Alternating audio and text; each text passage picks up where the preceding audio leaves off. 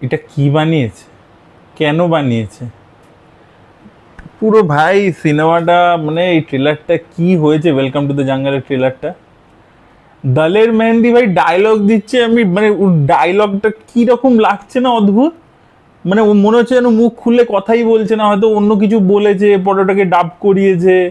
কি বলছে, মানে ওটা নাকি একটা জোক, বলছে মেরি বিবি কা নাম শান্তি হ্যাঁ লেকিন वो चबड़ चबड़ के দিয়ে দিয়ে কি ভাই নিয়েছে কেন দলের মেহেন্দিকে, অদ্ভুত। মানে কি বলছে, লাস্ট যে সিনটা আছে তু বাস কর বলে তু রিক্সা কর, এগুলো জোকস। কে রাইটার ভাই, আমি নাম দেখার সাহস অব্দি হলো না ভাই, কে লিখেছে এই জোকস গুলো।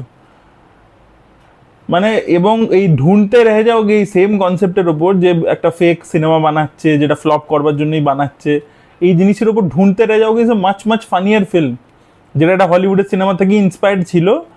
এখানে ওই ওই সিনেমাটা থেকে কিছুটা ইন্সপিরেশন আছে, আর তার সাথে ট্রপিক থান্ডার মিশিয়েছে, দুটোকে ককটেল করে একটা বানিয়েছে, যে আমরা দেখতে পাচ্ছি যে এর একটা ফেক ফিল্ম বানাবে, যেটা হয়তো ইন্টেনশনালি এটা ফ্লপ করতেই চাইছে।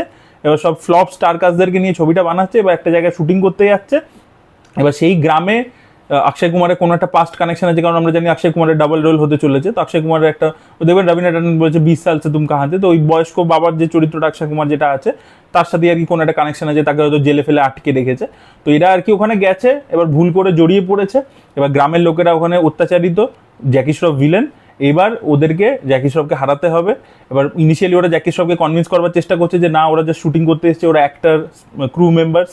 বাট জ্যাকি শ্রফ কনভিন্স হচ্ছে না। এবার সেখান থেকে কি হচ্ছে, অক্ষয় কুমারের যখন পাঁচটা রিভিল হচ্ছে, তারপরে ফাইনালি ওরা গ্রামের লোকেদেরকে কি বাঁচাবে ইত্যাদি।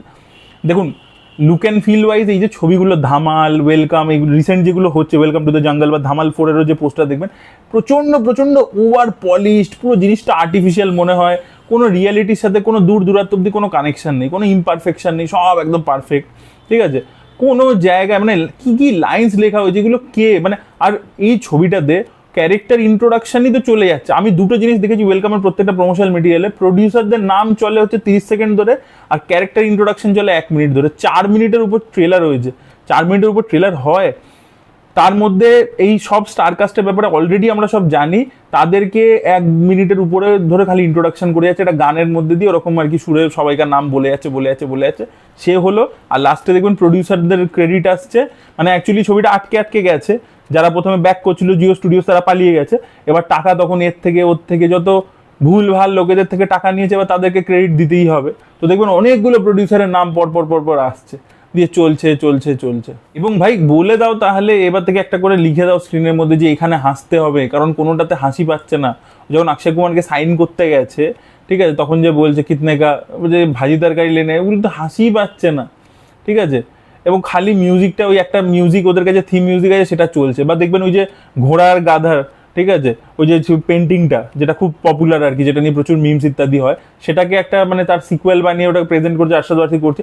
আরশাদ ওয়ারসির মানে দুটো মানে সিন দেখতে পেলাম, দুটোই কোনোটাই ফানি লাগলো না। এবং ওখানে ওই ছবিটা দেখাচ্ছে যখন, ওই সিনটাও একেবারে ওয়ার্ক করেনি। ঠিক আছে, তো মানে বোকা বোকা জিনিস করেছে। এত হিউজ অনসম নেওয়া উচিত হয়নি, প্রথম কথা।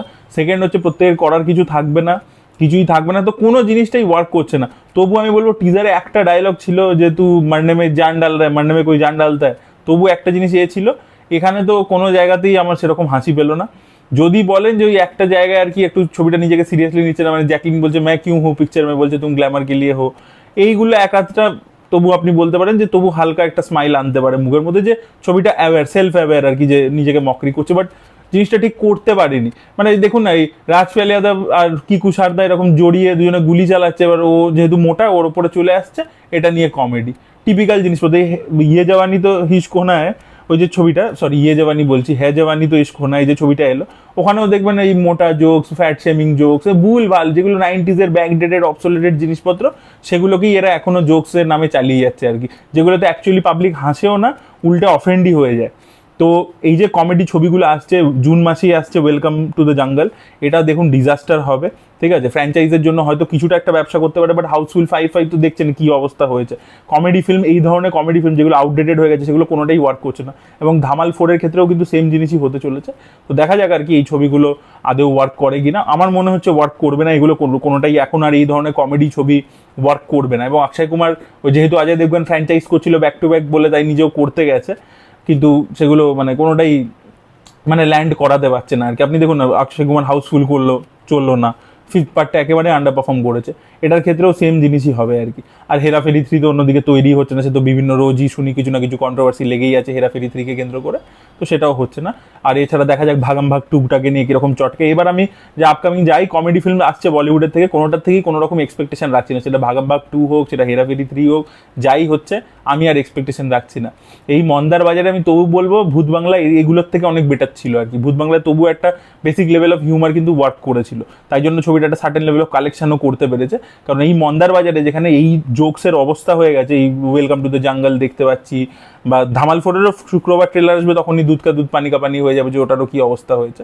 তো এই আর কি ব্যাপার, দেখা যাক কি হয়। আপনাদের কিরম লেগেছে ট্রেলারটা অবশ্যই কমেন্টে লিখে জানাবেন। Thank you so much, bye by.